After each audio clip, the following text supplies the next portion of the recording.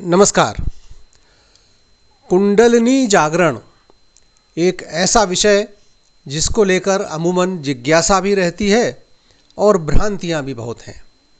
इसे सिद्ध योगियों का विषय माना जाता है और आम जनों के लिए बहुत कठिन साधना है, ऐसी भी मान्यता है। जैसा कि हमने पूर्व में वर्णन किया, शिवपुरी के महात्मा नारायण दास जी ने इसे स्वशक्ति साधना नाम दिया और आम जनों के लिए भी सहज सुगम बताया। आज वे सशरीर तो नहीं हैं, लेकिन उनकी यह साधना पद्धति आज भी उनके अनुयायियों द्वारा अपनाई जा रही है। तो आज के इस प्रसारण में हम उन्हीं महात्मा नारायण दास जी द्वारा वर्णित उनके स्वयं के अनुभवों के कुछ अंश आपसे साझा कर रहे हैं। महात्मा जी प्रतिदिन प्रातःकाल व सायंकाल दैनिक उपासना, प्राणायाम, आसन आदि करते थे। उनका मानना था कि इस साधना से ही उनकी कुंडलिनी शक्ति जागृत हो जाएगी और वे जीवन मुक्त स्थिति प्राप्त कर सकेंगे। उसी दौरान उनकी भेंट 1947 में स्वामी विष्णु तीर्थ जी से हुई। स्वामी विष्णु तीर्थ जी ने महात्मा जी को एक अंग्रेजी में लिखा लेख पढ़ने को दिया। शीर्षक था देवात्म शक्ति। उस लेख में लिखा था, देवात्म शक्ति या कुंडलिनी शक्ति 3 प्रकार के व्यक्ति अनुभव करते हैं। एक तो वे महात्मा जो जन्मजात शक्ति संपन्न होते हैं, दूसरे वे जो किसी शक्ति संपन्न सद्गुरु की शरण में जाकर शक्तिपात द्वारा यह शक्ति जागृत कर लेते हैं, और तीसरे वे जो साहित्य पढ़कर या सद्गुरुओं की चर्चा सुनकर स्वयं साधना रत होते हैं और सफल हो जाते हैं। महात्मा जी प्रारंभ से ही स्वाध्यायी छात्र रहे थे, अतः उन्होंने पढ़ रखा था कि प्रत्येक व्यक्ति जिस शक्ति के साथ जन्म लेता है उसका बहुत थोड़ा अंश ही उपयोग करता है। उसकी शेष शक्ति मूलाधार अर्थात मलद्वार व जननेंद्रिय के मध्य में संकलित रहती है। उसे जागृत करने का ही नाम है कुंडलिनी जागरण। वह शक्ति सर्प के समान कुंडली मारकर रहती है और जागृत होने पर लहराती हुई मेरुदंड के मध्य से गुजरने वाली सुषुम्ना नाड़ी से होती हुई स्वादिष्ठान चक्र, मणिपुर चक्र, अनाहत चक्र, विशुद्ध चक्र, आज्ञा चक्र से होते हुए सर के शीर्ष भाग में स्थित सहस्त्रार चक्र तक पहुंचती है। अतः वे ध्यान में बैठते तो मूलाधार पर ध्यान केंद्रित करते। मन में यह भावना प्रबलता से रहती कि शक्ति तो अपने अंदर ही है, अतः उसकी अनुभूति भी स्वयं की उत्कट भावना से ही हो सकती है। शक्ति चूँकि ईश्वरीय अंश है, अतः अंतर्यामी है। यदि मेरी लगन सच्ची है तो वह मुझे अपनी अनुभूति कराने की कृपा अवश्य करेगी। कभी कभी असफलता पर दुख भी होता तो भी प्रार्थना करते रहते। फिर आत्मविश्वास जागृत होता और ध्यान साधना का क्रम जारी रहता। इसी प्रकार एक एक दिन व्यतीत हो रहा था। चैत्र मास आया तो नवरात्रि में रामायण पाठ प्रारंभ किया।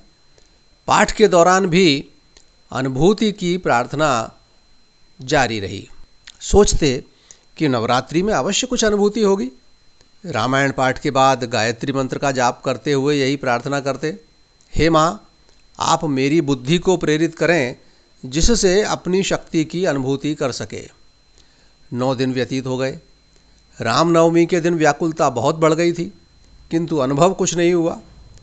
अब रात को भी नींद उचटने लगी, किंतु निराशा नहीं आई।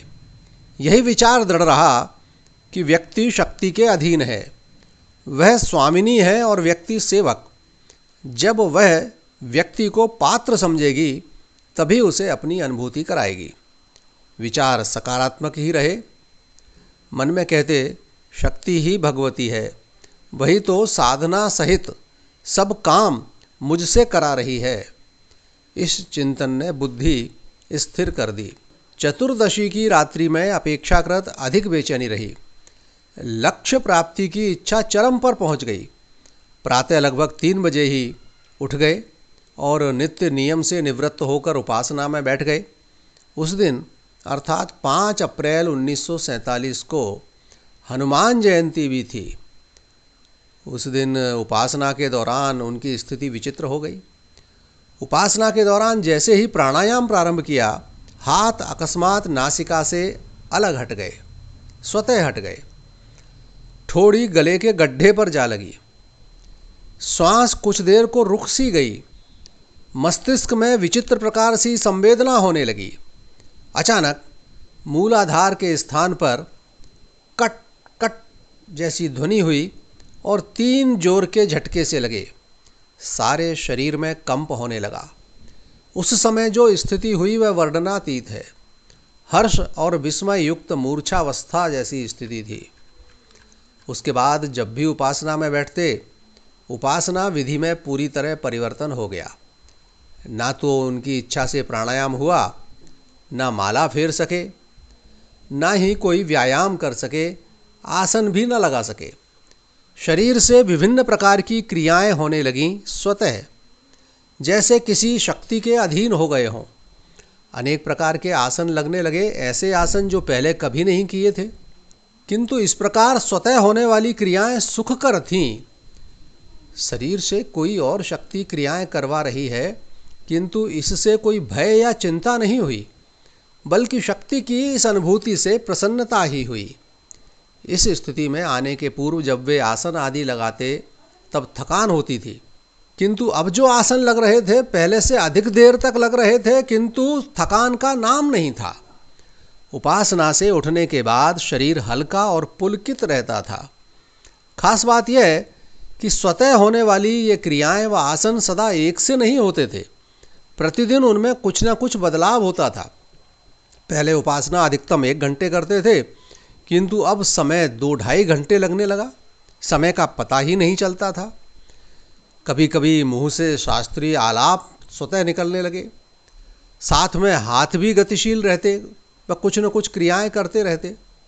धीरे धीरे उपासना के बाद भी दिनचर्या में शक्ति की अनुभूति होने लगी। कोई कठिनाई आती, कोई शंका होती तो समाधान भी सूझ जाता। ऐसा स्पष्ट लगने लगा कि शक्ति वस्तुतः माँ सदृश है, जो अपने बालक की त्रुटियां बहुत मधुर और सुंदर ढंग से हल कर रही हैं, दूर कर रही हैं, साथ ही उसका सतत मार्गदर्शन कर रही है।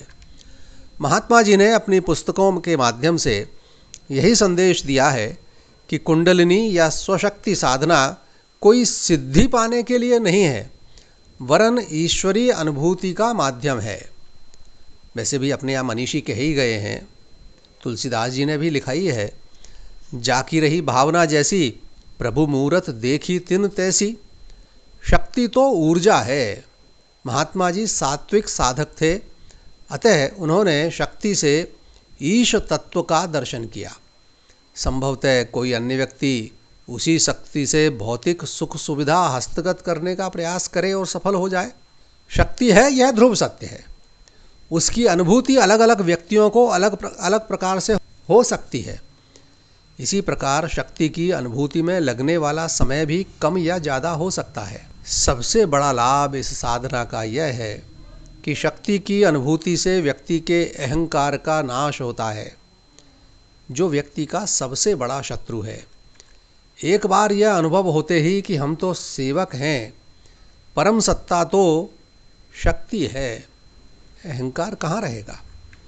आज भी महात्मा नारायण दास जी के शिष्यों द्वारा नारायण आध्यात्मिक ट्रस्ट शिवपुरी में संचालित किया जा रहा है।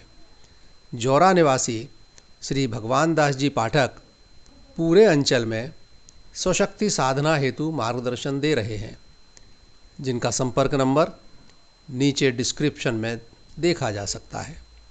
नमस्कार।